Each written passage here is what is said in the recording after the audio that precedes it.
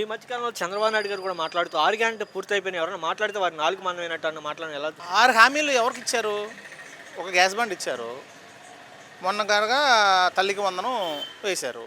తల్లికి వందనం కూడా 30 లక్షల మందికి పడలేదని అక్కడ చూసినా అది కూడా 13,000 15,000 ఇస్తా అన్నారు. 13,000 ఇచ్చారు. ఆ 13,000 కాకుండా 8,000 పడ్డాయి, 7,000 పడ్డాయి అని అన్ని చోట్ల చూస్తూనే ఉన్నాం. మా ఊళ్ళో కూడా నిన్న మా ఇంటికి వచ్చారు 8,000 పడ్డాయని. ఎవరిని అడగాలో తెలియని పరిస్థితి. ఇచ్చింది 2 హామీలు. సూపర్ సిక్స్ ఎలా ఏమైపోయింది?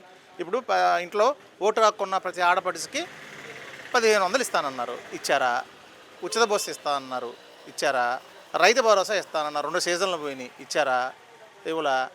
సిగ్గులేకని చెప్పుకుంటున్నారు. ఇప్పుడు అసలు వాళ్ళకి ముందు ఆ తెలుగుదేశం పార్టీ నాయకులకి సిగ్గు శరం లేదు. ఎందుకంటే సుపరిపాలన తొలడుగు. ఏం పీకారని మీరు, ఏం చేశారని మీరు ఇల్లంపటి తిరుగుతారు మీరు.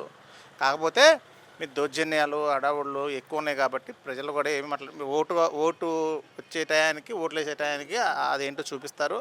ఖచ్చితంగా సూపర్ సిక్స్ కాదు కదా, మీరు చేసిందంతా మోసం. ఇచ్చిందే 2 పథకాలు, ఇంకా 143 హామీలు ఉన్నాయి.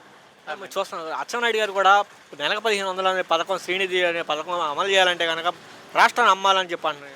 ఇప్పుడు ఏం అమ్ముదామని హామీలు ఇచ్చారు మీరు? ఏం అమ్ముదామని మీరు ఇల్లంపట తిరిగి మీ కార్యకర్తలను పంపించి ఓటీపీలు చెప్పి బాండ్లు ఇచ్చి సంతకాలు పెట్టి ఆంధ్రప్రదేశ్ అను పక్కన రాష్ట్రాలను అమ్మేద్దామని చెప్పేసి మీరు హామీలు ఇచ్చారా? పబ్లిక్ని మోసం చేయడానికి హామీలు ఇచ్చారా? ఆ మాట్లాడడానికి సిగ్గులేదా? జనాల ఓట్లతో హామీలు ఇచ్చి ఓట్లు వేయించుకొని ఈరోజు ఆంధ్రప్రదేశ్ అమ్మాలా, పక్కన దాన్ని అమ్మాలా, ఇదే నమ్ముదామని నువ్వు మాట ఇచ్చావు. నీకు తెలీదా? 30 సంవత్సరాల అనుభవం, 40 సంవత్సరాల అనుభవం, 4 సార్లు సీఎం. ఇవాళ మన ఆంధ్రప్రదేశ్ ఆదాయం ఎంత, ఇవాళ మనం ఏం హామీలు ఇస్తున్నాము, ఎంత చేస్తాము అనేది నీకు తెలీదా? తెలిసి కూడా హామీలు ఇచ్చి కావాలని జనాలను మోసం చేసి ఏదో విధంగా గద్దెనెక్కాల. అలాగే వాళ్ళు జనాలని మేమేమనుకున్నాం, ఈ ఆంధ్రప్రదేశ్లో ఇచ్చిన మేనిఫెస్టోను తప్పకుండా అమలు చేసినవాడు అప్పుడు రాజశేఖర రెడ్డి గారు, ఇప్పుడు జగన్మోహన్ రెడ్డి గారు. 2019లో రుణమాఫీ అన్నాడు, డోక్రా మాఫీ అన్నాడు, నిరుద్యోగ భృతి అన్నాడు, ఏమీ ఇవ్వలేదు.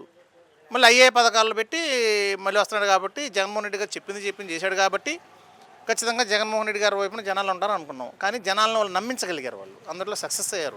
వాళ్ళు పవన్ కళ్యాణ్ వీళ్ళంతా కలిసి ఓటీపీలు ఇచ్చి బాండ్లు ఇచ్చి ఖచ్చితంగా బీజేపీని కేంద్రంలో అధికారం ఉంది కదా, వీళ్ళందరినీ కలుపుకొని కూటమిగా వచ్చి జనాలు నమ్మారు. ఆ నమ్మకాన్ని ఒమ్ము చేశారు. ఖచ్చితంగా వీళ్ళు ఈసారి ఏం చెప్పినా వినే పరిస్థితి లేదు. జనాలు మోసపోయామన్న విషయం తెలిసిపోయింది.